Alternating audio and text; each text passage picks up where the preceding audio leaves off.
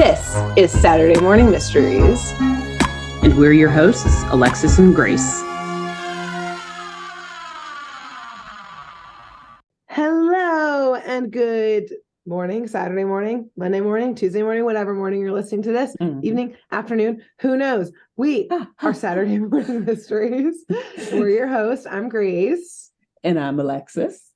And for those who might be new, we are a crime comedy cartoon podcast where we retell classic childhood cartoons as if they were true crime episodes. We do different arcs that are roughly 8 episodes-ish each that cover one show, any episode from those shows. And currently our arc is The Wild Thornberrys, which has been a mixture of survival stories. Oh, fuck, we forgot to do What Would Kill You in my last episode. Dang it, man. All right. Well, yeah. let's the avalanche would have killed them in the last episode. Yeah. So what we've been doing for those who are new or maybe not new to the podcast, but new to our Wild Thornberrys arc is at the end of every Wild Thornberrys episode, we're doing a list of what things could have or should have killed the main characters in the episode. So, because in every episode, literally these being like an adventurous family, they constantly are encountering a number of life-threatening things. Yeah. So yeah. Cheating death. Grace, in your last episode, like you said, there was that massive avalanche that Eliza herself caused. Should have killed them. The crevasse in between the crevasse. Should have killed them. Yeah. The loud music, they could have gone deaf and then they wouldn't have heard the avalanche, so both kind of would kill them. True. Food poisoning from the sardine sandwich. I'm so mad now too because I thought of that to add. Yeah. Well, not just about the sandwich, but because that made me think of, add that to the list of things that could kill them. And then we forgot to do the things that could kill them. Yes, so yeah.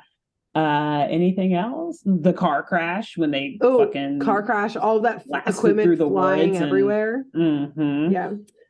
And I think that's it. There's a lot that could have killed them. And Eliza especially cheated death. That avalanche and the crevasse really the big ones should have killed her. And I know they weren't in the Australian outback, but much like the rainforest, as we covered a couple of episodes back for me, Australia is just like a country/continent where like everything wants to kill you. So their mere presence in Australia, like was dangerous. Your risk of death is much higher. The second you cross into that country, good luck. Yes. Also, haven't you been to Australia? Didn't you and your brother go there when you were younger? Yes, I've been to Australia twice. Okay, so I've survived both times. I'm a survivor. Me too. What a badass! I even went camping once in the outback, and that's intense. We slept under, like, without a tent, just like sleeping bags in the outback, and I, no joke, was like, I will probably die tonight. Like, not from some giant predator, but they have so many. 10 years old. How old were you? I was like 13 the first time I went, and I was like, I will probably die tonight. I'm gonna die. I was like, this moon is so big. At least that's a natural light, so I can see any of the critters. They got scorpions that are ready to kill you. They got snockies that are ready to kill you. They got spideys that are ready to kill you. But you know what? I'm here now, baby. So you survive. Country of Australia, predators of Australia, come at me. What's gonna happen? You failed. A bunch of them are booking flights right now. I'm gonna take one step onto Australian soil and just have a heart everything attacks you. Oh yeah. You don't even die from like getting attacked by an animal. Natural causes, or was it? Dun dun. Dun, anyways, dun. On my next episode of Saturday Morning Mysteries. That I now am the only host of. There can only be one. Anyways, I don't think we're in Australia this time with the Wild Thornberrys. This week, Alexis will be telling us about, I don't know about what, but probably how the Thornberrys also cheat death. So take it away. There's a lot of death cheating this episode, and thank you. Yes. I'll take it from here. You're right. We are not in Australia, actually, this week. We are quite far away from Australia. This week, in fact, the Thornberrys are not too far from the little known town of Beijing, China. The quaint village. The quaint village. Where have you heard of it, Grace? Maybe. I think they had some sporting competition there a couple years, or like 10 years ago. I don't know. It's kind of it's on people's radar. It's just now getting on their radar. Yeah. Up and coming. Yes. And this joking that we're doing now is even funnier because I'm going to take it way back in history and talk about how this region has been civilized, or at least like people have lived there for literally thousands of years. This up and coming little town. Wow, wait, so a bunch of hipsters because they were living there before it was cool? Yeah. 3,000 years ago? Like them. Those ancient hipsters. So, yes, this episode, or this recap retelling today, is from the Wild Thornberrys episode called Dragging Me Along. Great. Depending on where you look, it was either from season 3, episode 1 of the show, or season 4, episode 9. Yeah, I don't know what happened. Been confusing, yeah. It's weird. I think when it first came out, it was season 3, episode 1. But if you're watching on Paramount Plus, then it's season 4, episode 9. Whatever. Yeah. Either way, it came out September 12th, 2000. Okay. Would have been awkward if it was 2001. I thought you were going to say 2001. No. And I was like, wow, what a flop of an episode. Hit me. No one watched it for whatever reason. Weird. What were they doing? Literally just dawned on me. Anyway. Wow, yeah, this episode is full of tangents, by the way. We're just getting started. But we're going to jump right off and veer down Tangent Avenue one more time. Our favorite street. We have homes there. Because multiple Summer Avenue. Fuck. This episode's going to be so long already, I can tell. So, okay. Because the Thornberrys, not only are they just outside of Beijing, China, but they are also planning on visiting the Great Wall. So let's go down Tangent Avenue. I'm knocking on Grace's door, and we're going to dish on hey, neighbor. The Great Wall. Hi. We're going to dish on the Great Wall of China because I think it's awesome. There are no rules here, and the two of us are just a bunch of nerds. So let's talk Chinese history as if we were experts on Chinese history, and as if we weren't in a clearly adversarial nation to China. So or this YouTube video, like the last one's gonna have warning signs at the bottom. Misinformation. CIA is already monitoring us, like, oh no, first they talked about Germany and made World War II references. Now they're talking about China. Shit. Oh God, here we go. We'll never work in this town again. So, all right. The Great Wall, or if you're in China, what is commonly known as the Long Wall or the 10,000 Li Wall. Li is a unit of measurement in China. That's like a mile, I think. Anyway, it is the longest wall in the world with a winding path over a rugged country and steep mountains. And before I go on and get more in depth, I do want to say I actually did do a lot of research and reading on this, Grace, which is why it took me so long to write this script, because I was watching so many videos and reading a lot of sources here other than Wikipedia. Okay. So I'm kind of proud of myself, like history.com, I'm so ready UNESCO, the Smithsonian website. What else did I look at? Like a China Heritage website. Who See is the little she? Sus? Who is sus? But whatever. As if Wikipedia is not. It was slightly more sus than Wikipedia in the sense that, like, I mean, it's clearly a reputable website, but but like, it kind of looks like someone may just like run out of their basement. I don't know. You know what? Power to them. But I hope they listen to the show. The information on that page aligned with all of the other sources that I found. So it checks out in one way or another. Cool. So let's get into the history here, which is not really important to the episode that much, but hey. But I care. But thank you. I want thank you. Someone has to, right? So that's why we live on Tangent Avenue. Yes. Because we care about hard-hitting facts like the history of the Great Wall. Yes. So the wall was continuously built from the 3rd century BC to 17th century AD. So like spanning over 20 centuries. So what is that, 2,000 years? right? I don't know. I don't know. Should have done that More math than first. 2,000 Don't ask me. years. Oopsies. I did not research that part. Anyway, and it was built on the northern border of China as a military defense project of successive Chinese empires. And so the wall was originally built to protect the empire from foreign nomadic invaders from the north, like the Mongolians, and to subsequently protect trade and commerce along the Silk Road, and to preserve cultural customs, because they thought that, oh, well, if these barbaric nomadic tribes are coming in and invading our country, they're going to bring in their barbaric and nomadic culture and customs with them. And as I'll get to later on, China, for a very long time, has had a very rich and prosperous cultural identity and heritage, particularly with the arts and with innovation. The US government does not like me saying this, but get over it. Misinformation. Misinformation. So, with a total length of, get this, 13,170 miles, aka about 5 times the length of the United States itself. The Great Wall, fucking massive. It was mainly built from rammed earth, stone, and wood by soldiers, prisoners / slaves, and like commoners and laborers. Wow. And from what I read and watched, like the videos that I watched on the Great Wall, it's kind of hard to grasp the height of the structure. One, because it's so friggin' long and has so many different parts and, parts from different like dynasties, which I'll get into in a second. But two, because a lot of the parts, as I kind of mentioned before, are built on like mountainous areas or on, higher elevation.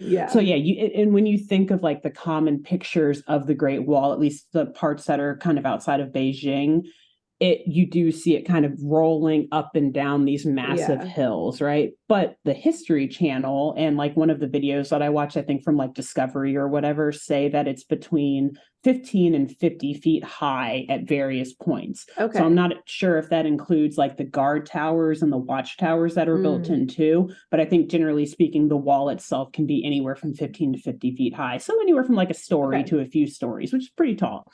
Yeah. And so also apparently I learned that there's some legends that human bones and body parts were used in the mortar that held together the bricks in the wall. I bet. Probably, but apparently it's been debunked, depending on who you ask. By who's scientists? Exactly. China debunks it, but the United States is like, no, they've always been this way. Blood hungry. Yes. So rather, what is claimed to have been used to hold all these bricks and stones together is what's called a sticky rice mortar that consisted of sticky rice soup mixed with slaked lime, aka calcium hydroxide. Don't ask me any further questions on any of that. But also kind of funny and stereotypical that like, oh, come on, really? Did you guys use rice? Is that real? I like to believe that they actually did use human bones and body parts. That's I think a little less stereotypical. Yeah, it's less stereotypical. And also like, I mean, even if there aren't body parts like to hold it together, people for sure would have died while building it. They're not going to bury every single body, not even just there. No one building this big of a wall. You ain't got time for that. You just kick them into the wall and keep building. There's definitely dead bodies in there somewhere. Exactly. Like, it's just like the pyramids, right? Every time. No, you know how many graves that would be? These stones are specifically for the wall, not for your headstones. Okay. 20 centuries worth of dead bodies there. This was before the one-child policy in China. They were like, just have more kids, okay? We'll just stick it in the wall, keep going. More labor. Anyway, so continuing on with the history here before we get into our Thornberrys episode, way back in time, I don't know, like from mid 700s BC to the early 200s BC, China was divided into a number of smaller individual kingdoms, with each one having its own like fortifications and defensive walls or borders around it. And so around 220 BC, King Qin Shi Huang, also known as the first emperor of China, united the nation and spearheaded the process of uniting the various existing walls throughout the empire all into one. So essentially, he was like, light bulb, now that I rule over this whole place, let's combine all of these different walls into one dope ass massive wall. Very smart. It was smart. And so much later down the road in 1368 BC, I believe, no, I don't know. CE is what Wikipedia says. I don't know what CE means. Is that like it? Whatever. In 1368, Zhu Wanzhang took power and he founded the Ming Dynasty, which is very famous and is known for its achievements in like the arts and in ceramics and in painting. And so the Ming emperors, they decided to improve upon this wall by adding watchtowers and platforms. And they also added a number of carvings and like artistic images throughout the wall, and thus turned it into the world's largest military structure at that time. And probably, I mean, I guess I don't know if it's still technically a military structure, but like to this day, if it is considered that, it's probably still the largest military structure in the world. And so to this day, the best known and best preserved portions of the wall are those portions built between the 14th century and the 17th century during the Ming Dynasty. So once Chinese rule extended into Inner Mongolia in the 17th century, so towards the end of the Ming Dynasty, the wall became less important as a defense mechanism and turned more into a cultural icon or an important symbol of Chinese identity. And of course, the Great Wall brings in countless visitors every year, boosting the tourism economy in China and particularly around Beijing. So also just another fun fact, but a lot of people throughout the world, including Eliza Thornberry in this episode, claim that the wall is so massive that it can be viewed from space. But all of the videos and like sources that I read and watched seem to like call into question whether this is accurate. And I think it's kind of been debunked, except I will admit that the UNESCO page on the Great Wall, like the World Heritage Foundation's page on the Great Wall, says that some portions can be viewed from the moon. So I don't know who to believe or what to believe. I've never been to China and I've never been to space. I've never been to the moon. I've never even been in close orbit of Earth. I know I need to get on my freaking SpaceX shit. I thought that's Elon, how you traveled if you're to listening, China, was that you went to space and then you went to China. I thought that was your route that you usually took. I think that's the quickest way, either that or by digging a hole straight through the earth. It's one of the two. Either go around, up and over the earth or go through the earth. But that's, So but I've never been to China, so I wouldn't know. Once I go, I'll let you know if I can see it from space when I'm up there. Yeah. Great. So anyways, enough on the Great Wall. I could go on, but we'll stop there because again, none of this really is at all important to the episode except calling Eliza on her shit with not knowing that you can't view it from space apparently. So get it together, you 12-year-old girl. So the Thornberrys trip to the Great Wall, it happens to coincide with a kite festival, which look, I don't really think or know if there is a kite festival that happens right on the Great Wall. I did enough research on the history of it. Modern day, I don't fucking know. I was going down rabbit holes trying to figure out. I did learn about a lot of other kite festivals throughout China, none of which happened to be on the Great Wall, but whatever. I gave up. So the family got tired and I was like, oh shit, we're recording in 10 minutes. I need to stop at some point. So the family, they're driving through like this mountainous kind of like countryside of China, about 50 miles north of Beijing, but who's counting? And Eliza is stressing out about being late to meet her pen pal / friend named Ling for the first time. So meanwhile, as Eliza's stressing out about being late, Debbie is complaining about not being able to go shopping in Beijing. And Debbie's frustrations lead Nigel and Marianne, who are, up front in the comedy, to decide to actually spend the entire day with Debbie, who they feel they have been neglecting. And And this will give Eliza time to like meet up with her pen pal and, explore with her.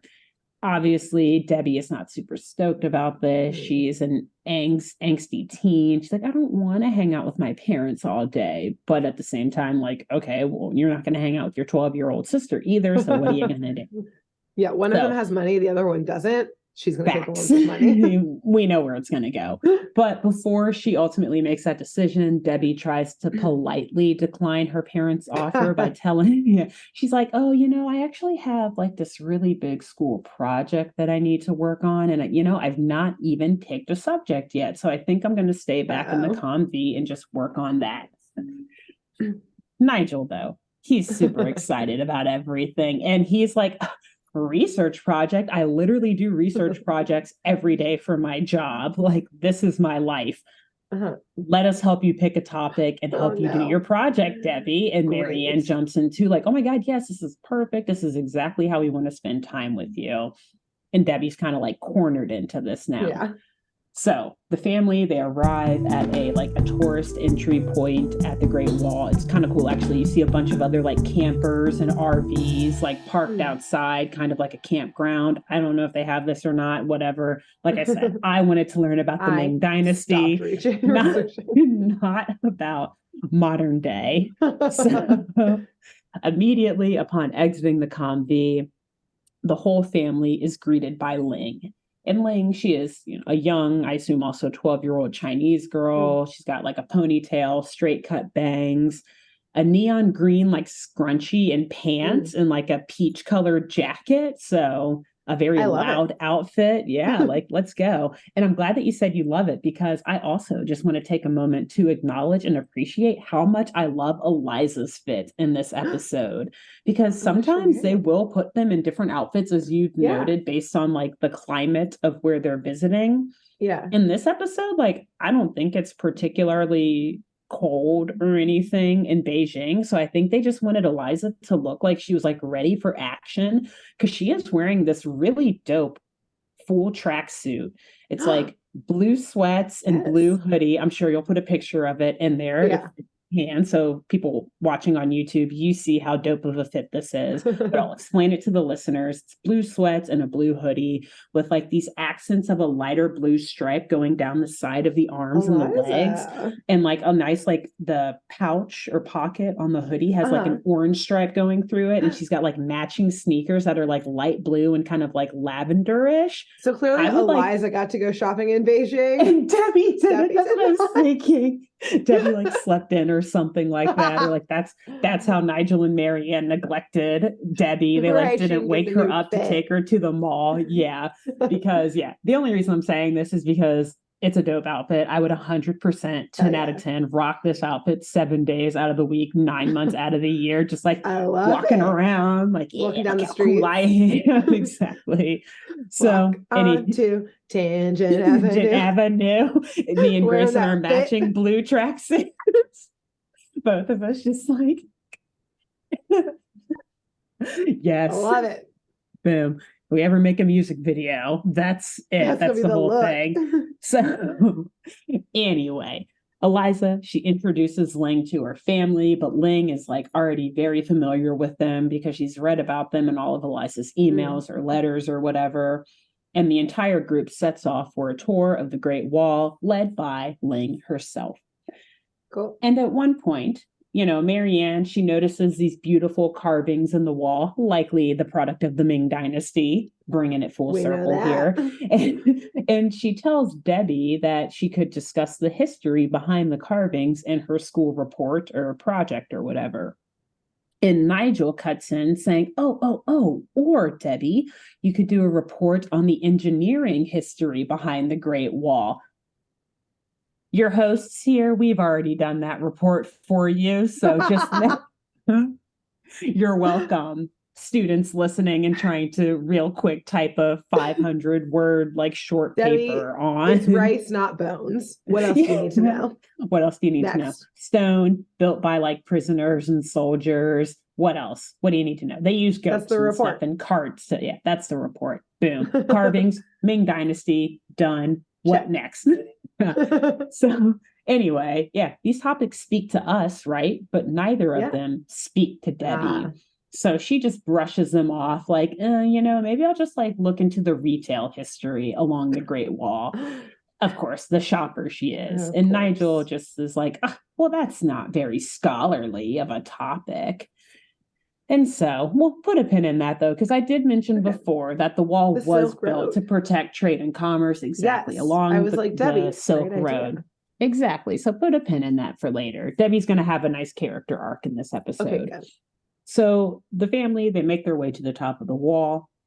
And they're taking in these beautiful sights and the heights, which of course scare the living daylights out of Darwin. He like looks down and almost falls over the edge, which like if you're at the 50-foot point, like, yeah, that would be kind of freaking scary. And he's just afraid of everything. Yes. So yeah, Debbie, Nigel, and Marianne, they go off one way to find a topic for Debbie's report, while Eliza, Ling, Darwin, and Donnie go off another way to explore like a nearby village, I think where Ling lives. And so in their quest, going back to Nigel, Marianne, and Debbie, in their quest to pick a topic for Debbie's school project, they're like, engaging a bit with the locals and tourists tourists. I feel like my mind was thinking terrorists for some reason. Tourists at the wall. The Thornberrys are the terrorists in this episode. We'll see later. So the parents are like talking about the history and the structure of the Great Wall, while Debbie is just kind of like trading a bunch of souvenirs with other travelers and local retailers nearby. She's got a pair of sandals that she trades for like a fan, and then a fan that she trades for like a cage with a lucky cricket in it, or grasshopper, because grasshoppers are considered lucky, I think, in Chinese culture. And just, it's like we see her doing this while, it is. And meanwhile, though, Marianne and Nigel are like waxing philosophic, like, oh, the stone of the Great Wall, and oh, these carvings are so beautiful and all that, as they naturally would. So meanwhile, Ling and Eliza and Donnie and Darwin, they're like riding this tandem bike through the village. There's like a basket on either side where Donnie and Darwin are sitting, and Ling and Eliza are pedaling. And Ling is in the front seat, and she's like New York courier delivery, bike courier delivery style, like dodging and weaving. Yeah, it's on a tandem bike, no less, which would be very difficult. Yeah, like dodging other bikes and pedestrians. And Eliza's complimenting Ling's bike riding skills, saying like, oh my God, like you're really good at avoiding all the traffic on this busy street, which is busier than usual due to the upcoming kite festival that the village is celebrating. But Ling, she's like super nonchalant about it, like, oh yeah, that's just life here. But you, Eliza, like you're always getting into adventures and escaping dangerous situations. Tell me more about that. Like Ling is super impressed by all of the things that Eliza and her family get to do in their travels around the world. And she kind of wants her life to be more like Eliza's in some sense. So Ling takes Eliza to meet her family at her grandfather's kite store in the village. Cool. And her grandfather, though, he's actually the only one working there at the time. So he's the only one that Eliza meets. But before we do that, we're gonna go back to Tangent Avenue and learn about some kites now. About some kites now. So yes, this is a short tangent, but I just had to add it in because kites are a major part of this episode, and indeed they are a big part of Chinese cultural heritage. So apparently China, as a nation, takes credit for inventing the kite about 2,300 years ago. Oh. Interestingly, right before the Qi dynasty, the one that started the combining of the multiple walls throughout the empire, during what was called the Warring Period. So I guess like all these different kingdoms were not really getting along, whatever, bringing it all the one kite maker, like as like war is all around him, and he's like, Someone look at my kite. Isn't this nice? I swear, it can bring unity to our fractured nation. Just an arrow goes through his kite. Yes. Falls, somehow explodes on impacts. I don't know. So, okay. Kites in China were and actually maybe this is appropriate because apparently they were originally used in intelligence and military operations. Oh shit. To measure distances. Oh. Maybe also for that, but I think mostly to like measure distances and I guess to provide information to aid like large groups of moving armies across the difficult terrain. So they may have like sent almost instead of a carrier pigeon, a carrier or a messenger pigeon, a messenger kite. So which like a kite, which is a kite. So and actually that's really the only tangent that I have on kites. Cool. So anyway, know that at all. I had no clue. I don't think I knew that they originated in China either. I knew that like China was like very innovative with them and that there are a bunch of different types of kites that are, I guess, kind of like native to Chinese culture. But I didn't know that they created them, and I did not know that they were military weapons. Yeah, that's wild. Their inception makes me really want to get into kite flying now. Be like, look how badass I am with my kite. Like daggers on the side of it. Which like in the part of the country where I am would be so stupid of a thing to do. Like you can't even fly drones in DC. Exactly. You can't fly drones like within like a 10 mile to like 20 mile or something radius of DC, both because of the federal buildings and because of the airport being like right there. So you see like a kite with like daggers. You're just getting tackled by FBI. The feds like break through my window, crash in. I'm like, my kite! Just like the original kite maker probably experienced. My kite! As a military force takes it down. When the key military just bombed that shit, or the equivalent of a bomb in the year 221 BC. So anyway, back to the wild Thornberrys here. Ling says that her grandfather happens to be the best kite maker in all of China, but ever the humble grandpa he is, he says that he is actually only the second best. Oh. But the unveiling of his newest kite at the festival tomorrow just might change that. Cool. So he goes and he grabs his newest kite from, behind like the storage room or whatever. And he pulls out, they call it a kite. I don't think it is based on my research. But anyway, it's like one of those, don't laugh at this, Grace, but a red and yellow dragon. Grace and I were joking about the colors red and orange or yellow and orange earlier. Whatever. Anyway, don't worry about it. Don't worry about it. It's a whole thing that happened off camera, off recording. So he pulls out this red and yellow dragon kite. And like I said before, I'm not sure that this is actually a kite. Rather, I think it's one of those dragon costumes. Anyone who's familiar with the Lunar New Year or the Chinese New Year celebrations, you often see people wearing those like long dragon costumes with multiple people underneath it that they're using throughout parades. This is what he pulls out. From what I read about kites, particularly Chinese kites, and I read a few sources. I don't know when this knowledge will ever be useful again, but it's useful right now. You never know.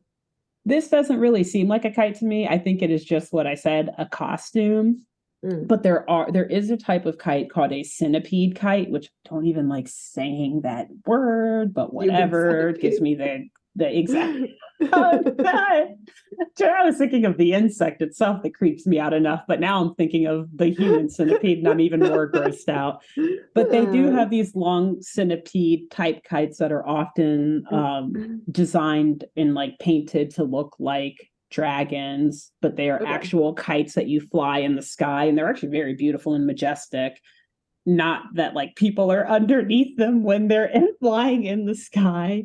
So what it seems like is going on here is closer to the thing that you see during parades on the ground during like a Lunar New Year festival. But for whatever reason, they're calling it a kite in this episode.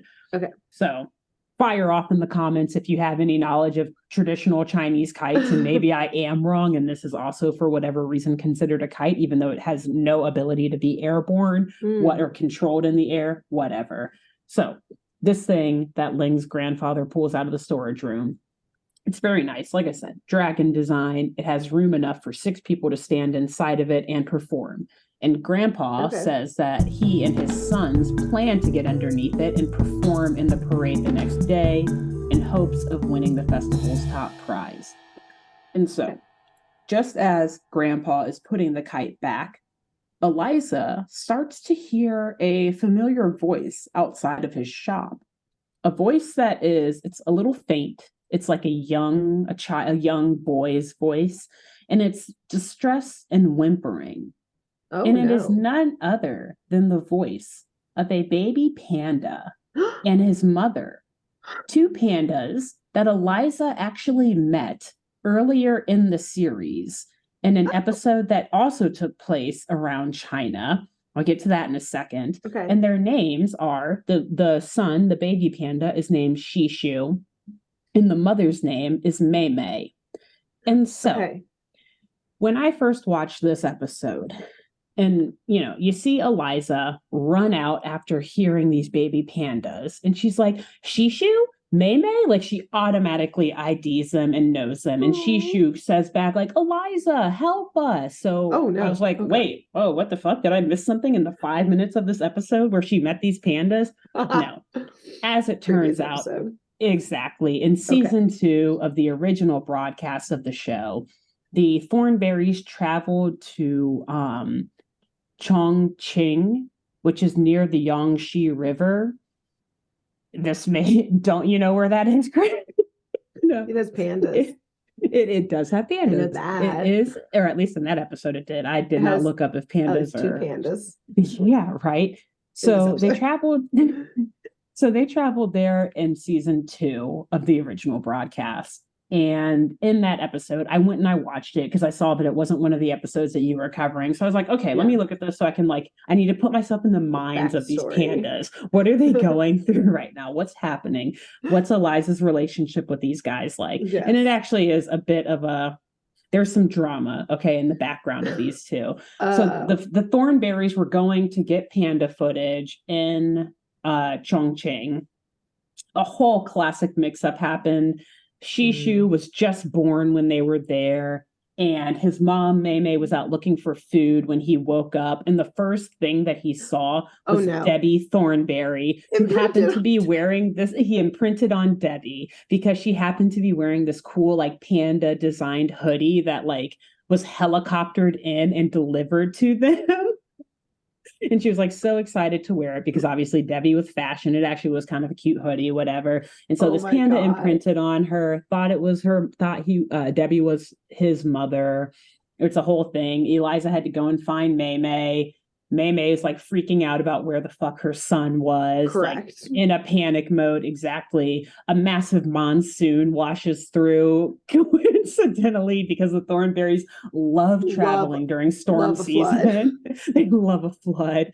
And it's just chaos. Mei Mei comes to the combi and finds Shishu and this whole thing. Debbie falls in love with this panda eventually by the end, though, and is very motherly. She's annoyed at first, whatever. So my God. They have a whole history. And then Eliza's like, oh my God, hey, it's me again. Hey, what's up? Me? Hi. Hey, we kidnapped your panda, baby. We kidnapped your son. Hey. Hi, what's going on? Put a pin in that about the whole kidnapping your son thing. So anyway, by the way, though, the last thing I'll say as the callback to the last episode where we see Mei Mei and Shishu, I looked it up, and Chongqing is about a 19-hour drive from Beijing, and or a 2.5-hour flight, which doesn't seem to add up to me, but that's what Google told me. I'm not sure. I guess maybe it's because you're driving through mountains and stuff like that, probably. Whatever. But these pandas are not close to home. They are not at all near where they're supposed to be. Are we going to figure out why they are up here? Yes, we are. They are calling for help, which seems not great. Yes. We're going to figure out why they're not home, but I don't know if we'll really figure out why Beijing was the next best place for them to be, but whatever. We'll figure out why they're not home in just a second. So before we do that, Let's take yet another quick drive down Tangent Avenue and talk about some pandas. Yeah, so this is a fun trip, a cute, adorable trip down Tangent Avenue to talk about the wonderfully adorable, but also potentially dangerous giant pandas. So they are indeed native to China, as I'm sure most people know, and they're endemic, meaning that's pretty much, unless you're at a zoo somewhere, China is the only place you're going to see a panda. And they particularly live in a few mountain ranges in central China, in the Sichuan, Shaanxi, and Gansu regions. That's the most of.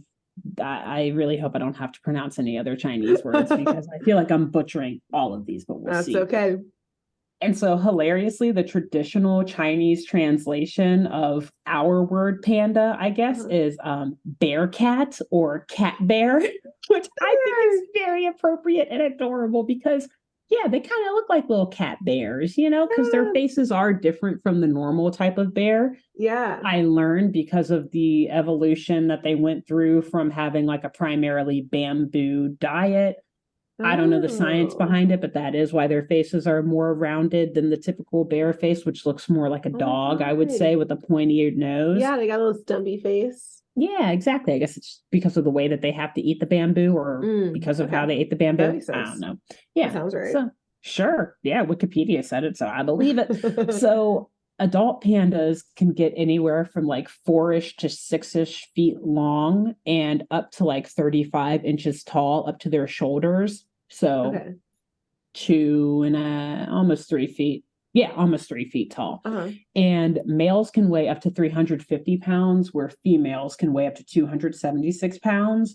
And the average adult weighs about like of either gender is like 220 to 254 pounds. So pretty big. I guess not as big though as I was thinking they were. Yeah, they were way bigger, like to be honest. That's practically human size, right? So 4 to 6 feet long, 220 to 254. That's like a big man, but also only like 3 feet tall. So yeah, I always imagine them I guess that's when they're on all fours, when they're 3 feet tall. Yeah, they're like up to the shoulders. Yeah. So if they're sitting, then they're probably exactly. So yeah, I always thought that they were bigger than that. Maybe it's just, yeah, I don't know. Maybe they look bigger when you see them in the zoo for whatever reason, because there's not like their natural habitat around them. Whatever. Yeah. Questionable topic for another day. So anyway, as I mentioned before, the panda diet, they mostly eat bamboo because they're mostly herbivorous. But interestingly, they have a digestive system of a carnivore. So, again, I'm not a scientist, but this essentially means that they don't get a lot of energy or protein from bamboo. And that means that they have to eat as much as 20 to 31 pounds of bamboo shoots a day to compensate for the limited energy content. Yeah. Food, they're like, we're doubling down on this. We're just going to double down on the bamboo. They're like, we could eat something else to get more energy than this bamboo is giving us, but we don't have enough energy to find something. Cycle. Vicious cycle these pandas are in. Yes. Oh my God. And so, yes. And so as a result, this is even wilder, from eating 20 to 31 pounds of bamboo a day, which the shoot of bamboo is pretty protein rich, but also I imagine pretty fucking fibrous. Yeah. Pandas shit up to 40 times a day. So they just don't stop. Near 2 times. They don't stop. They just poop like 2 times every hour. They eat and just like least. Poop. Could you imagine? On one hand, I feel like, wow, the relief. Like my intestines would feel great. But on the other hand, no, my intestines would feel horrible from constantly having to poop all day. See, what I'm picturing is actually like, wow, we're in like a bamboo safari. I get to finally see a majestic like panda in the wild, and just the whole time you're just walking in poop. It just must be everywhere. Like that's how you know you're getting closer. It has to be like everywhere. It becomes mounds of poop. Yeah. You're just walking around and in all day. Like, it just must smell so bad, but you always know where they are. Yeah, I didn't even think about that. Yeah, I was thinking from like walking upon this scene and just being like, well, here's a colony of poop. Oh, and the panda. Cool. The poop outweighs the pandas dramatically. Probably. I honestly did not even think about that. Yeah, because like there aren't that many pandas, and like pandas are for the most part all in the same area. So those areas where the pandas are is just like laden with poop. Poop laden, poop laden jungles of China. Laden bamboo forest. So the giant panda typically lives like naturally for about 20 years, but interestingly enough, there was recently a female panda named Gia, who was the oldest known panda ever in captivity. She was born in 1978 and died in October of 2016, aged 38 years. Holy shit. That's pretty impressive. Yeah, that panda was 8 years older than us. Yeah, that doubled the lifespan of an average panda. Basically. Damn near. Yeah. Whoa, cool. And this was a panda in captivity too. So that's not even wild. A panda in its natural habitat. So imagine, actually, I'm not sure. And you know what? I'm not the person to have this ethical argument or whatever, but like, it makes me wonder if she would have lived longer in the wild, but maybe not. I don't know. She must have been at like the San Diego Zoo is like an incredible zoo that does a ton of conservation. So she must have been at like one of the best ones. Yeah, like nice and conservation oriented zoo. Yeah, I did not think to look up which zoo she was in. That's probably super easy to find. Continue to research. Exactly. I was like, I need to learn more about panda defecation. Thank you very much. Yeah, you're Gigi. Yeah, cool. 38 years old. But how many times a day did she poop, though? That's 38 years of pooping, 40 times a day for 365 days a year. How many times did she poop? About 1,600. Oh, no, shoot. That's per day. I was thinking per year. I can't even do that math. Do the math and put it in the comments for us. Yes, please. 38-year-old panda, 40 times a day. Thank you.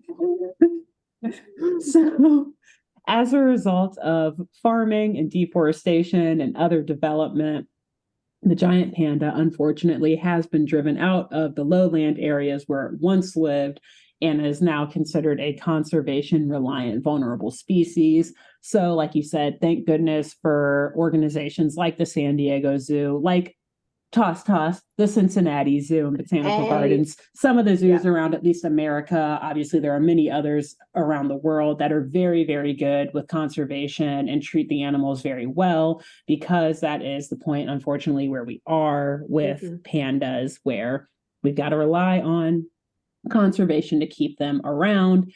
And last couple of fun facts that I've thrown in here because I'm like, oh my God, pandas are fucking amazing. Probably like top 10 of my favorite animals just because of how adorable they are and just how cool they look. And I don't know, they're fucking hilarious, right? So they're so cute.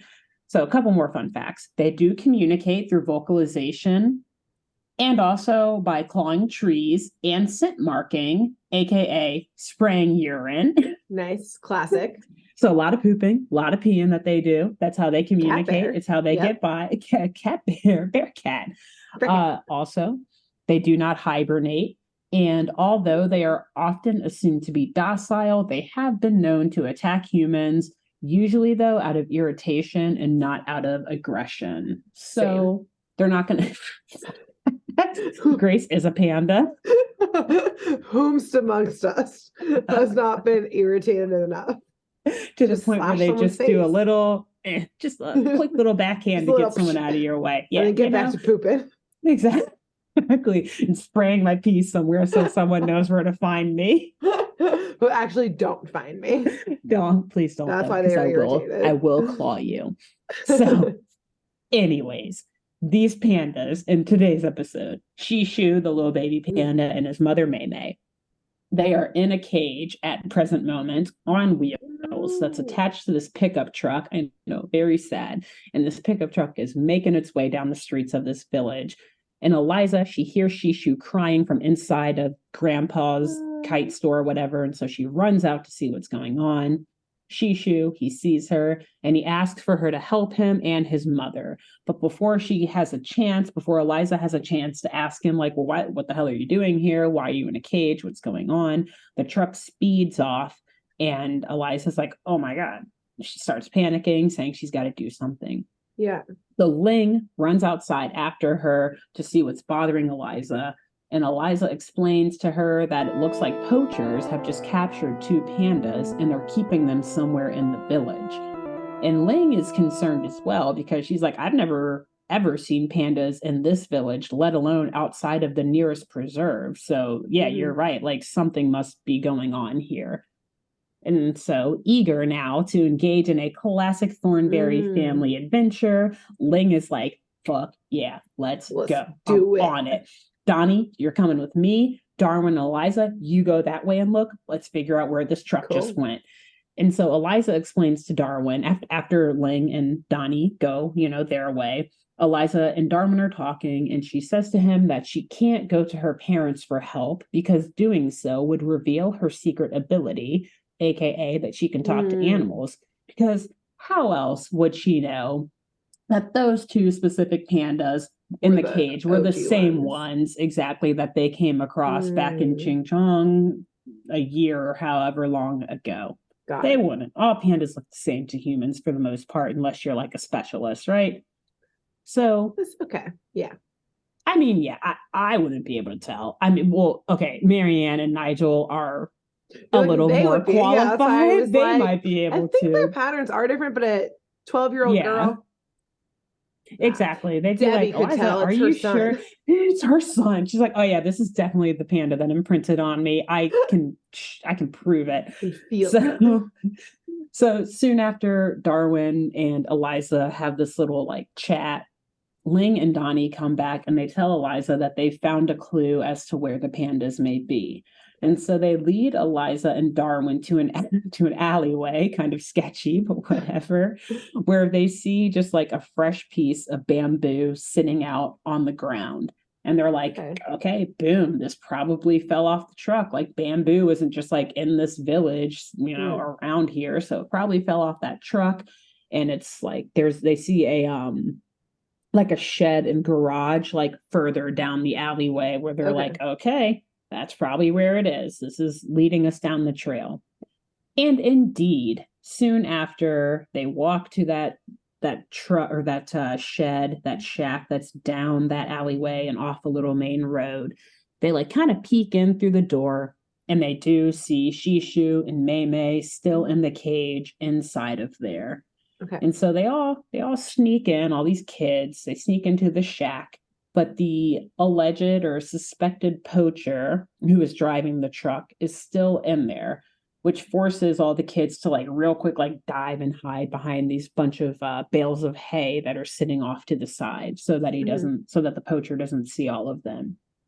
And so once the poacher leaves the shack, Eliza tells Ling and the others to go outside and keep watch while she gets the pandas out of the cage. And she goes to unlock and open the cage and tells the pandas to like get out and come with her. Like, come with me if you want to live. Like Terminator. Come on, let's go.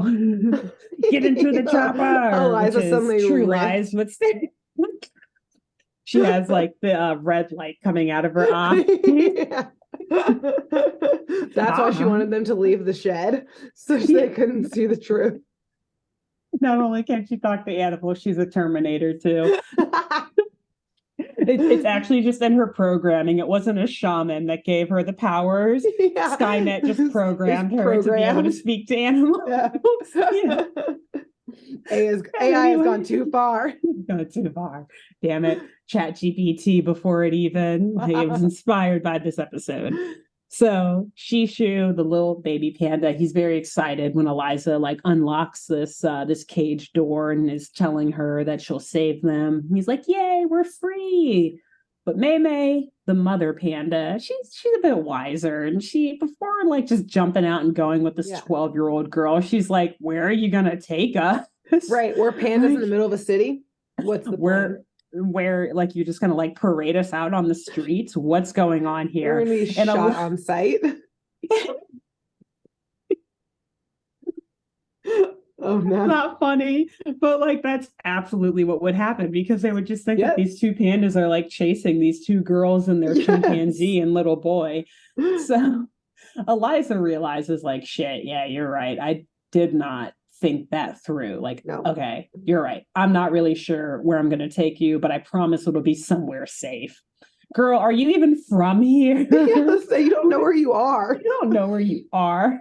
So Mei, she knows this. She knows Eliza's not Chinese. She shuts that shit down real quick. Like, I've dealt with the Thornberrys before. You stole my son. Okay. You try to kidnap him again. And even though you reunited me with him, I still do not totally trust you. Yeah. Correct. So Mei, she tells Shishu to like get back in the cage ASAP. Like, Shishu, come on, no, get back in here, get back in the cage. And she tells Eliza, like, no, we're safe right here where we are. The man who you saw driving the truck, he's been giving us plenty of food. Like, I don't know if we should go with you. And Eliza's like, Mei, like, you have to trust me, please. I promise you, I don't want to see you get hurt. This cage isn't safe.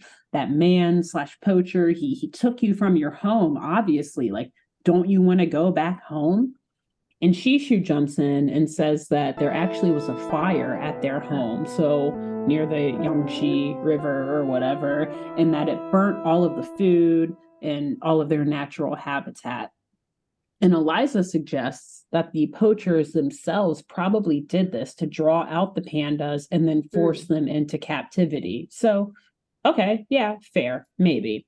Yeah. So right at this point, though, so she's got Shishu out of the cage, but Mei's still like, no, she's still in the cage. And right at this point, Ling signals to Eliza, saying that the man is back on his way to the shack and that she needs to pack it up and get the hell out of Dodge. So Eliza, she's pandas real quick. Just like puts them in her pocket. Come on, let's go. So no, quite the opposite. Eliza like shoves Shishu back into the cage, like, oh fuck, no, you're going back in. And Shishu's like, no, I don't wanna. But she just like eats him back in there and like shuts the shit and locks it back. And then she hides underneath the cage until the poacher leaves. And the poacher, he gets back in the shack and he's like doing a once over, just like checking on everything, making sure everything's all right. And he sees that like the door to the cage has been open and the keys are on the floor or whatever, because Eliza's a total klutz. Yeah. And so, he locks back up and he's like, that's weird. I'm pretty sure I locked this up, but whatever. Okay. And he leaves the shack and then locks the shack up too. Oh, so he takes the keys? Yeah. Well, so he doesn't. Actually, that's a good point. I don't think he takes the keys to the cage, but like maybe there's a separate set of keys outside of the shack, or like one of those, bars that you put down or whatever to keep stuff from getting out, including Eliza. So Eliza is unknowingly trapped inside of this shack. Great. And she's like freaking out, like, oh my God, somebody please help me, get me out. And thankfully, Donnie, aka Flea from the Red Hot Chili Peppers, hero. He absolute hero. He finds this like small little hole in the bottom of the back wall of the shack, and he's like crawling himself in and like making the hole a little bigger. Donnie, actually, you said it in your episode in Bhutan, like this kid's actually super skilled, right? Like he can call to birds. I didn't mention it, but like earlier in this episode when they're driving to the Great Wall at the very beginning, they're obviously embracing the culture. They're like eating rice in the combi, and Debbie's trying to use chopsticks and she can't. Like, is Donnie perfect? She like throws them on the table, like, fuck this. Like, man, I can't even eat the food here. And Donnie picks him up and he's like, dude, like acing it, like perfect with the chopstick. He's like flipping them around his fingers, like drumsticks and stuff, and then like just like getting all this rice and eating it like a pro. It's so funny. And anyway, so yes, Eliza, she crawls out that hole that Donnie has created and she's out to safety. And on her way out, though, she like turns back and tells Shishu and Mei that she'll be back first thing in the morning to get them as well to safety. So she tells the rest of the group the plan. Like, all right, we're going to come back first thing in the morning and we'll get them out of here. Let's break for tonight. Go home. So they go home. And up and early the next morning, Darwin, he kind of like pulls Eliza to the side, tries to have some straight talk with her. He's like, Eliza, much like we said earlier, Grace, you can't just release the pandas into the village. Yeah. What's the plan here, girl? What is the plan? What are you gonna do? Why don't you ask an authority figure to step in? Right, exactly. Like, you don't have to give up your your powers. Yeah, you can just be like, I saw pandas being in a back of a truck cage into this garage. Yes, pandas are not natural to this village, nor to the even wooded areas right around this area, I don't think. So you might want to check on that. I swear I can't talk to the pandas. I'm just saying I saw some pandas. It looked weird. Something ain't right. So see something, say something. So, oh God, sorry. That just reminds me. Tangent Avenue. One of my favorite songs in Bob's Burgers is it's like, if you see something, say something. It's from TSA the musical. Sorry, so now that song is stuck in my head. You're welcome. End of that tangent. Thank you. It's always in my head anyway, so now it's just a little bit louder. Anyway, so Eliza, she realizes Darwin's point. She agrees with him. Yeah, you're right. I know I can't just parade these pandas through the village. And so she says instead that she's trying to convince her parents, or that she will try to convince her parents to drive out near the shack where the pandas are, and to have them accidentally come across these pandas, and thus convince her parents to jump into action to see that the pandas are, taken somewhere safe. How she's going to convince them to drive out near the shack and then to be like, okay, now that we're by the shack, let's see what's inside. Down this alleyway that the combi definitely can't fit down because it's an alleyway. It's an RV. Okay. Murder mystery initiated. Here we go. Yeah.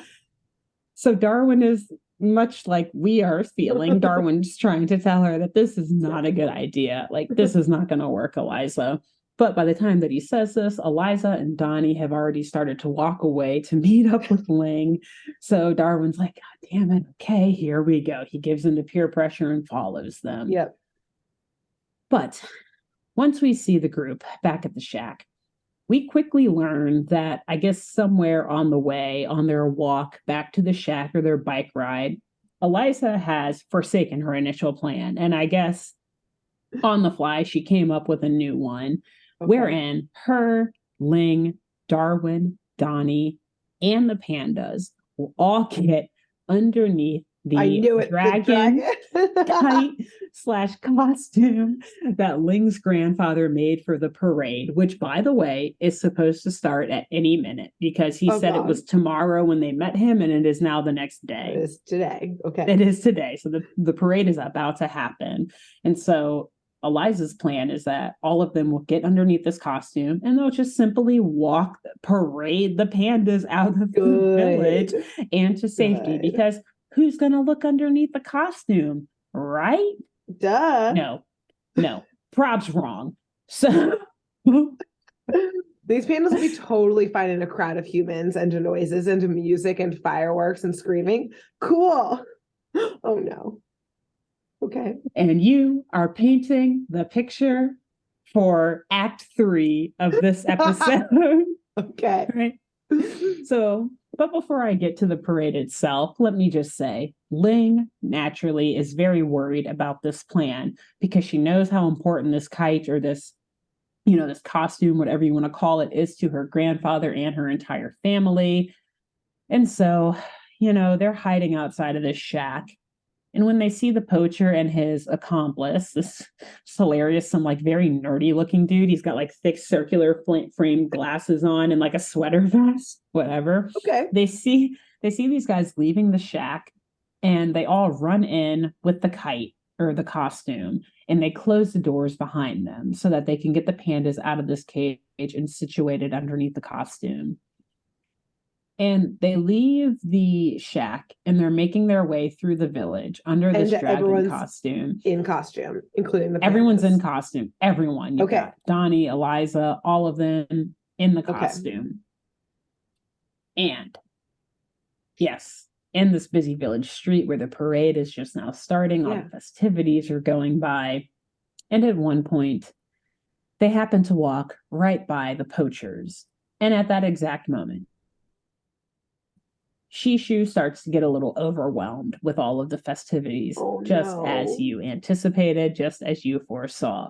So Shishu like starts sticking his head out from underneath this little dragon costume. No. And he's asking like, Eliza, who are all these strange men?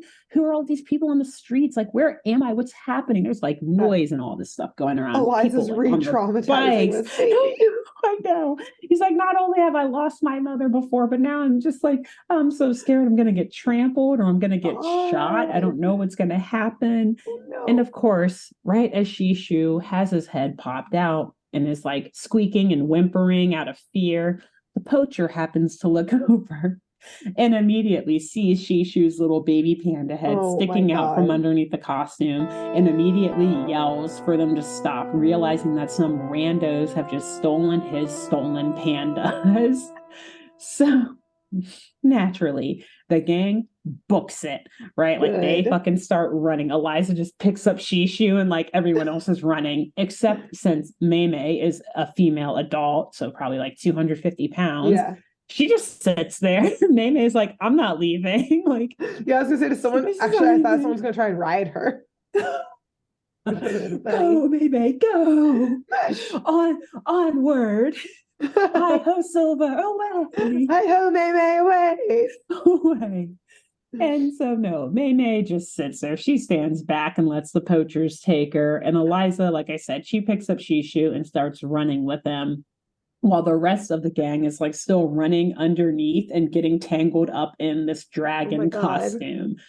But as they're running back towards the Great Wall, Ling's grandfather and his sons, they're like walking out of the store and they see their dragon costume like running down the streets and they're like, hey, yo, the fuck? Like, grab those kids. Like, I think they assume that it's actually, I don't know if they see that it's Ling and Eliza because they seem very violent at first about it. Like, get those kids. They have my costume. Yeah, definitely not them. Oh, yeah. God. And so the gang, they're all at this point, Eliza has like shuffled her way back underneath the costume and they decide to run up the stairs, up the Great Wall. And they're like plowing through the festival and the crowds, trying to escape the poachers and Ling's family. Are the poachers following them? Yeah. So it's actually funny. There's this one like shot. Back. Okay, yeah. So one of them does stay back with Maymay, and the other poacher, the original one who was like driving the truck at the beginning, is the one following them. So the nerdy guy stays back with Maymay, and the other guy who I didn't describe, he's like a Chinese guy with he's got like a green like adventure vest on and stuff and like khakis or whatever. Which I don't know, typical poacher wear. I'm sorry, real quick, but that also means that this poacher who's going after them, I mean, yeah, he's like, I want to get the baby panda back, but he's also like, you're about to get caught because now you're just a giant panda in the middle of the street. I'm leaving the nerd behind to be the one who gets caught because you can't. What's their plan? Are they just going to walk it back to the shack now? I guess. In the middle of a parade? Yeah, you know, there's just a panda. It's an animatronic. It's actively pooping. It's not a robot. That's robotic poop. It's for the festival. Shut up and run, Maymay, run. The nerdy accomplice gets on Maymay's back. Away, Maymay, away. She just sits down again. Yeah, it's like eating bamboo. Yeah. But go on. I was just so confused. Okay. Yes, and you know, put a pin in all of this because I sure will. If it's not wild already, I'm going to tell you what, this episode gets even wilder in my last couple of pages here of my script. Okay. So, the family, or not the family, sorry, the gang of children and Shishu are like dodging the crowd, pushing through the festival goers. And they get back up to the top of the Great Wall. And the poacher, though, he somehow pulls a fast one and gets ahead of them and stops them from the front while Ling's family is following them from behind. And he's like, I'm going to need you to return my panda, please, right now. But just as he says this, the parade, it's not just on the streets of this village. It's actually on the Great Wall, too. Like, you've got, like, dancers and, like, parade floats. Cool, actually. It is pretty cool. Pretty sure it would not happen this way, but I don't know. Like I said, I've never been to the Great Wall before, so I can't say. And my research did not prove otherwise. So The poacher actually gets knocked over by a woman dancing in the parade, and the gang is able to briefly get away. Not only because the poacher is knocked down, but because Eliza like looks over and sees this old man who's just like holding a tandem bike by him while he's like watching the parade and cheering. Ding, ding, ding. Exactly. Eliza just steals that shit. Like, I promise we'll give it back. And then like everyone hops on and like they just take off. Oh my and God. Ling is like, is Eliza just holding the panda? So she was until at one point, it's funny that you said that. So she started by holding the panda. And then when she gets back under the costume and they run up the steps of the Great Wall, she's like, okay, Shishu, you gotta run because you're too heavy, man. She's so like, she literally says like, you're too heavy. I can't carry you up these steps. So like she was, and now she's not. And then now he's in like the front basket with Donnie of this tandem bike. Yeah. Okay, keep going. Pin in that. So they knock this old man over to get his bike. Actually, I don't think they knock him over, but yeah, right. Dramatic effect. Let's say that they do, and they take off. And hilariously, the crowd is like loving this display of the dragon costume. Are they in the dragon costume still on the bike? They're still in the dragon costume on the bike. And Donnie, I love that you said the ET thing because he stands up in the front basket, and again saying how Donnie is just such a G, he like majestically lifts up the head of this dragon costume so it's like floating in the wind overhead of the kids, and it looks absolutely beautiful, and Donnie's just like the head of it, like embracing it all in, like chanting as this like beautiful dragon is flowing. Yes, it's like flowing in the wind on top of the Great Wall, which like if you're down on the ground seeing this, it probably looks fucking amazing because you can't see the kids in the bike or whatever. But even on top of the wall, the crowd's like applauding and cheering, and like people are just so moved by how beautiful this is as these kids pedal by. There's one person below who goes, this is just a shout out for you. It's dancing with me. It's dancing. It's the dance of life. Breaks everything. Okay, go on. Yes. Yeah, funny story. That's probably like one of our first like inside jokes. Oh, I guess it wasn't really an inside joke because it's fucking Family Guy, but like, yeah, I think that was just years ago. Yeah, and it's like they took it from, was it American Beauty? Is that the one? Yes. The Leaf. American Beauty. Yes. Yeah. The very creepy Kevin Spacey movie. But great movie. But yes, deep cuts. Going way back in the memory vault there. Yep.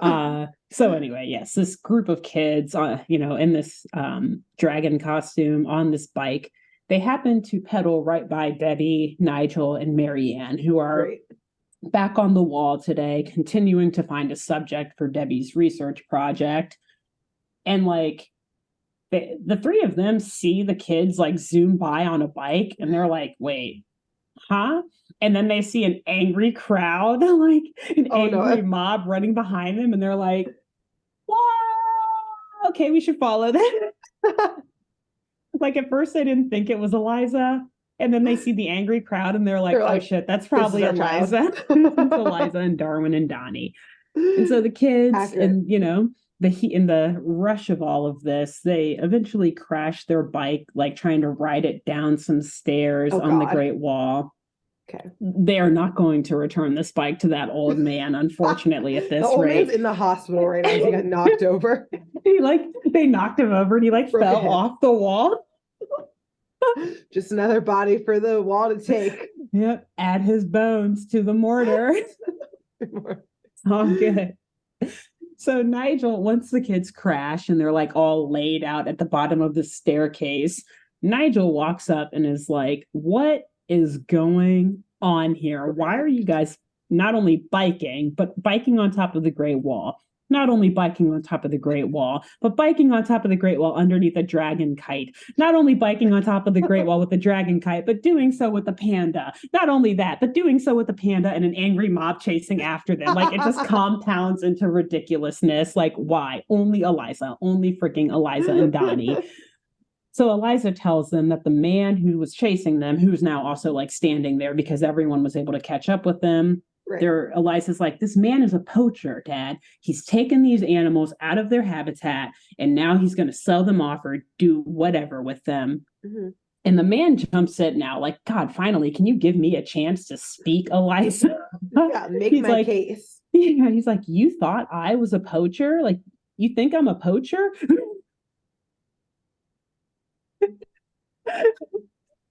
Plot twist.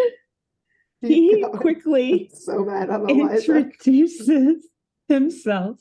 He's like, no, my name is Mitchell Chung. And Nigel cuts in and he's like, the Mitchell Chung? This isn't my daughter. I don't know if this young American girl also red hair and freckles. Pushes her off the wall. I've never seen that girl in my life. Not once. I know she looks a lot like me, but I swear to God, no clue. I don't know how. I just guessed her name. I just guessed. She looks like an Eliza. Eliza's always trouble, off the wall. Off the wall. So Nigel continues saying, Mitchell Chung, you're the world's foremost authority on protecting and preserving wild pandas. Oh. And Mitchell just like closes his eyes and smiles and nods like, yeah, no big deal. Toss. Like, yeah, that indeed is me. Like, I am pretty famous for this line of work. Eliza, though, she's still not quite buying it, though, which, okay, I kind of understand because she's like, but you had them in a cage. And also, she's in this deep. She's got to hold her ground. I know.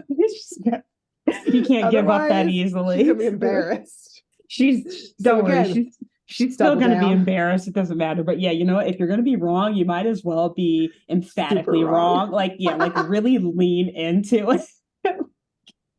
Don't give up. Stand your ground. Hold your ground. See evidence to the contrary, ignore it. Ignore it. God, she's a good American. Wrong. Exactly. I told you, yeah, they're definitely Team USA. So Eliza, though, she's still not buying it. She's like, yeah, you guys were in a cage, or you had them in a cage.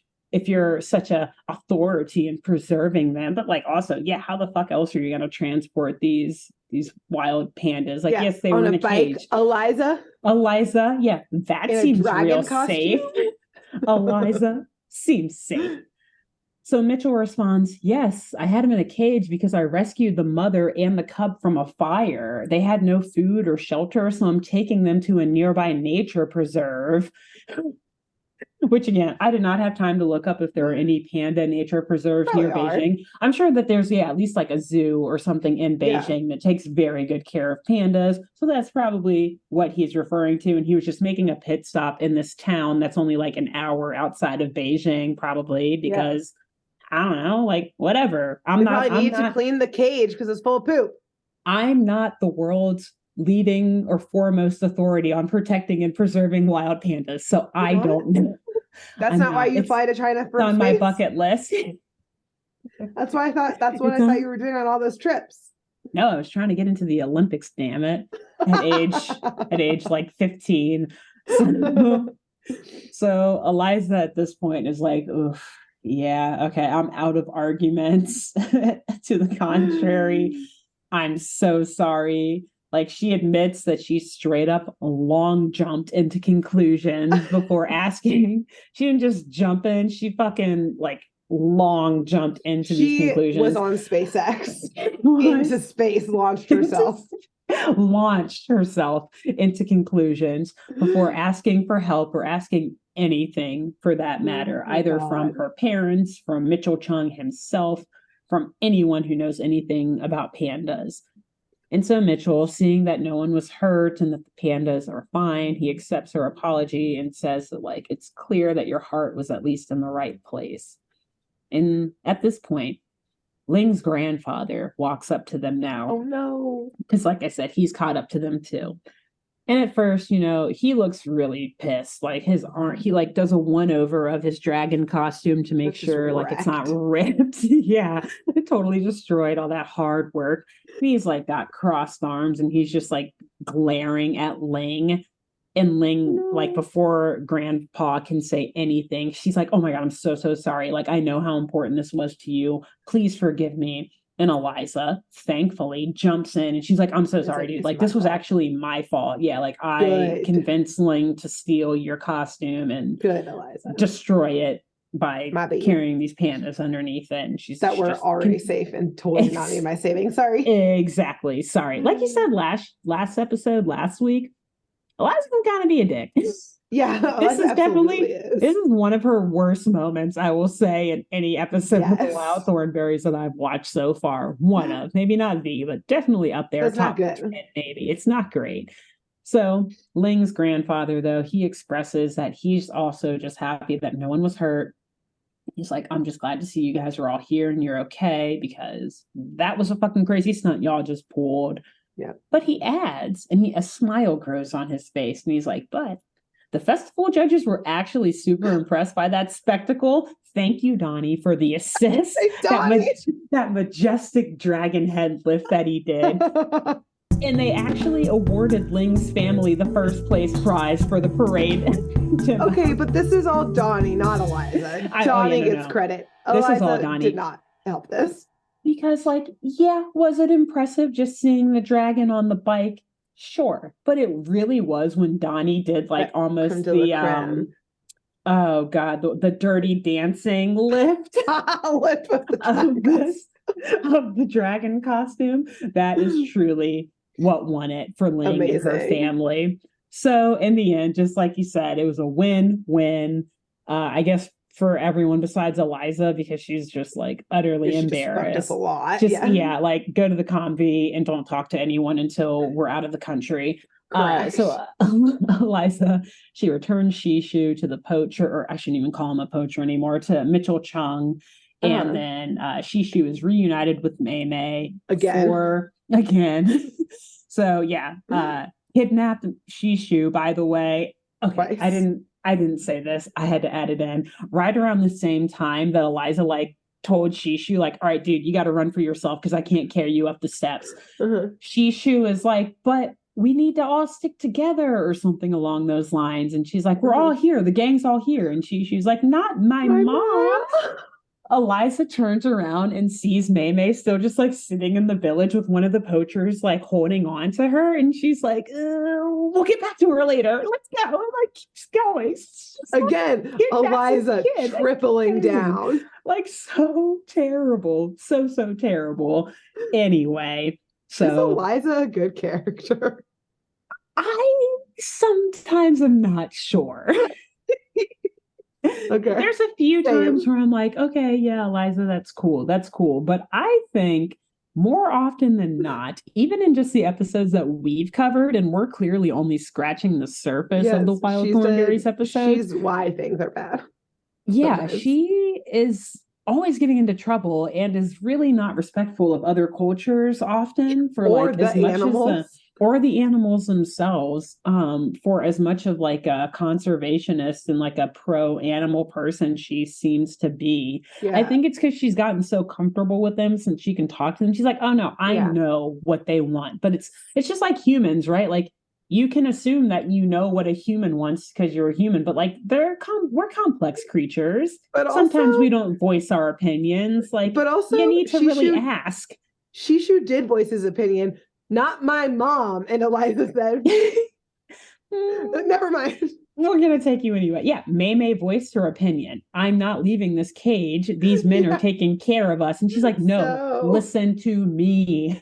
I am the 12-year-old authority here. I know what's right and wrong. So anyway, so the pandas, though, they're reunited. And the conservationists, not poachers, take them off to a nearby preserve where they can be kept safe until their natural habitat is ready for them to return to. Great. Back at the Great Wall, Ling and Eliza bid adieu, and the Thornberrys take off in the convy. And that's pretty much the end. But I will also say, for some character justice or arc for Debbie, exactly. So in the end, she decides to actually do her project on trade and commerce at the Great Wall. Cool. So kind of actually a dope topic. I was like, oh, that's actually fascinating. I would love to read a paper on the Silk Road and protect protecting why the even back wall then. played into it. Yeah, exactly. And cool. So her basis for this, it kind of goes back to what I was saying earlier, that she was like noticing all the little retail shops and like souvenir stores and stuff around the wall, and how she kept making all these really cool trades. Like I think I said she started with sandals, and she traded that for a fan, traded that for a grasshopper cage, and traded this and whatever and for like a bunch of stuff.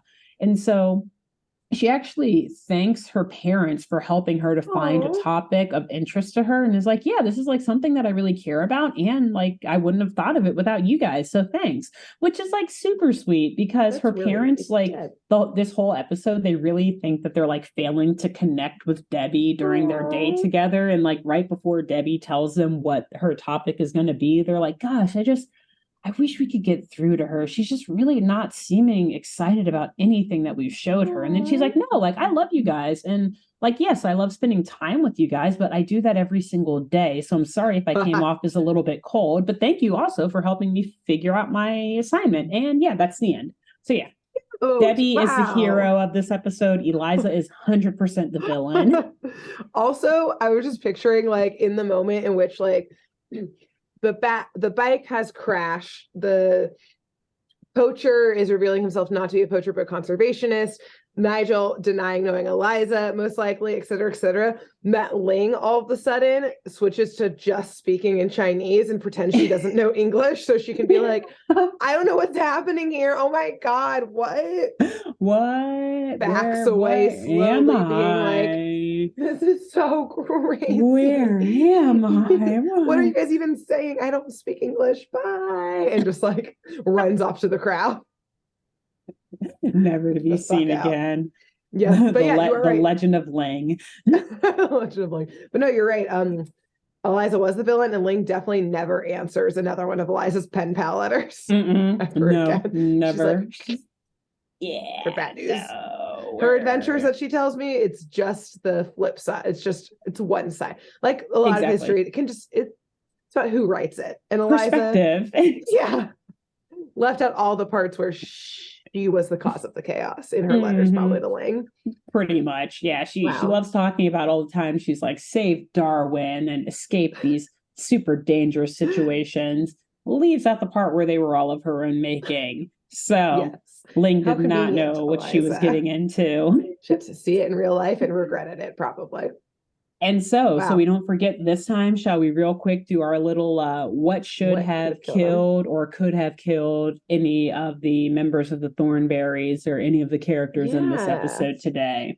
Yeah, this was kind of hard for that. I feel like there's a lot of danger, but not the normal danger. Yeah, I feel like, if pandas have the same like, you've said, they in irritation have struck humans. So like Mei Mei was probably getting fucking pissed in the cage when Eliza kept trying to kidnap her son. So I think Mei Mei was irritated and also like messing with a cub. Yes. You're asking to get your head slashed by a panda. 100%. You can hear like a tonal shift in her voice. Like when she first sees Eliza, she's like, oh, thank God you're here. And then when Eliza like pulls Shishu out of the cage, she's like, no, I'm staying here. Like she's clearly irritated. So good point. Yeah. Eliza could have and should have been mauled by Mei Mei. Yes. It could have fallen off the Great Wall. I don't know if they were on one of those 50 feet areas on rocks. Yeah, exactly. Well, also like just the general mob mentality could have killed her. And also like mass hysteria of a dragon costume coming off and two pandas being revealed could have caused hysterics and stampeded them. And a stampede, exactly. Parade quickly turns into a stampede. Yeah. The grandfather could have killed them for ruining his life's work. He did seem mad. He seemed pissed at first. Thank God for Donnie. I think Donnie actually. So you have two heroes in this episode. You got Donnie first, and then I think Debbie second. Yes, and you only have one villain, Eliza. Thornberry.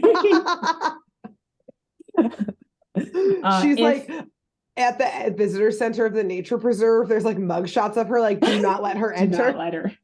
She's gonna try to steal our panda. She thinks we're all poachers.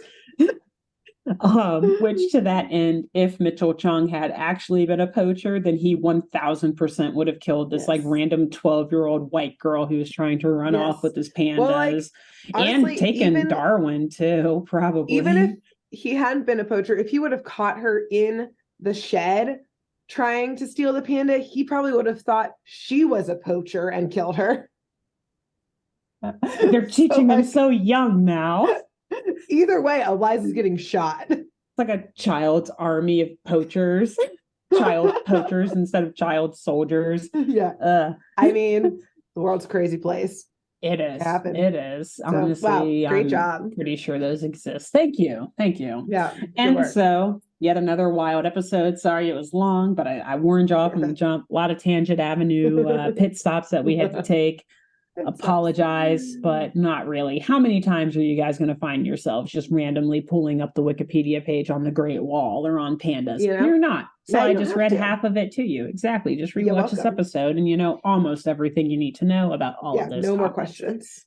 We've answered them whatsoever. All. That's it. That's all that there is. All the research that has ever been done on pandas and the Great Wall and kites in China, I put it in this episode. So to that end, next week we'll be back with yet another episode of the Wild Thornberrys and a tale of survival. Well, will we? Will we not? We've got 2 more. Oh, okay. I thought you said will we. I said we will. I was like, I hope so, because I think I have 2 more episodes. I don't know. I might have just misheard you. We'll see at some point, everyone. Yeah, I don't know. Maybe I'll get arrested for flying a kite around the White House. Who knows?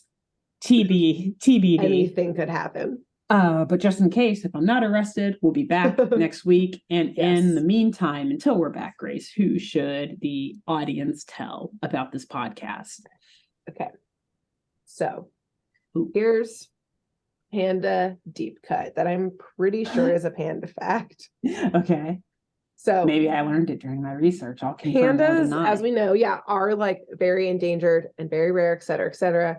Mm-hmm. So in captivity, it's really important for them to obviously be breeding so we can have more pandas, but it's really hard to get pandas to actually breed with each other, especially in captivity.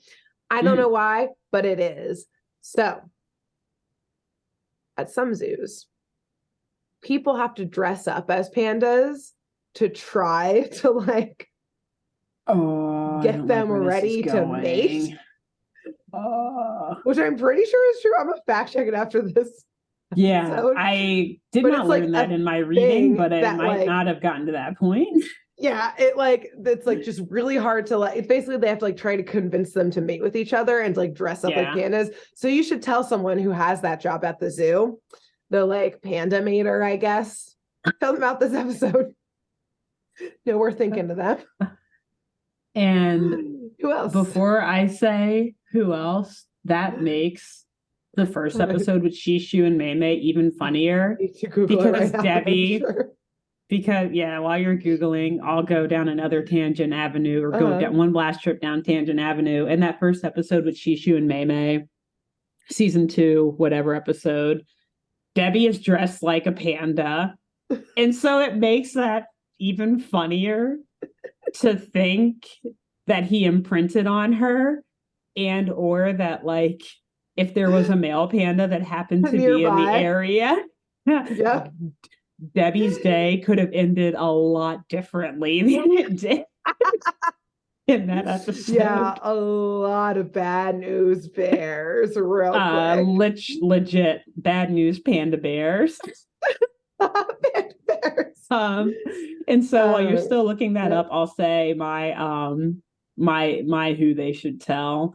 You said the person who has to arouse the pandas. My God, what a noble career. And it's also you have found yourselves in. Yes. Okay. Well, say that maybe before I say who they should tell on my end then. No. That's it. That in dealing with pandas, it is. Okay. Zookeepers often have to dress up as pandas, and sometimes indeed breeding pandas is incredibly hard. Smithsonian Magazine article. Okay, I trust them. Them, at least with Western thought. So, okay. After you tell that person, that panda zookeeper, tell, tell someone who cultivates or grows locally bamboo. Oh, nice. And I don't know, see if maybe they'll start shipping it to their nearby zoo if they don't already.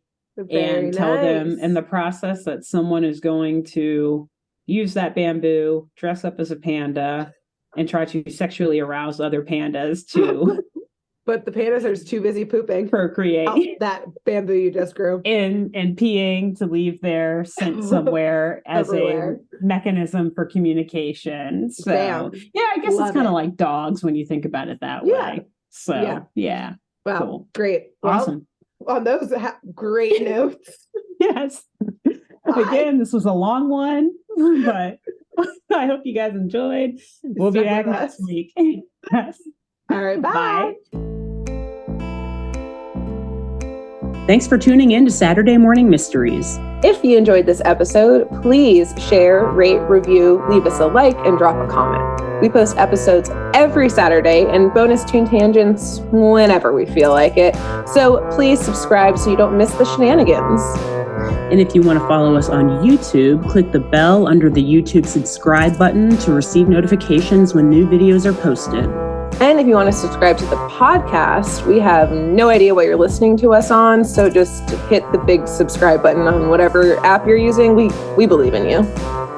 Give us a follow on Twitter and Instagram at SatmornMist, all the abreves, and let us know if you have any episode or show requests by emailing SaturdayMorningMysteries@gmail.com. Thanks to Jenna Kendall for the logo design and to Ava Sakiki for the music used during this week's episode. See y'all groovy kids next week on Saturday Morning Mysteries.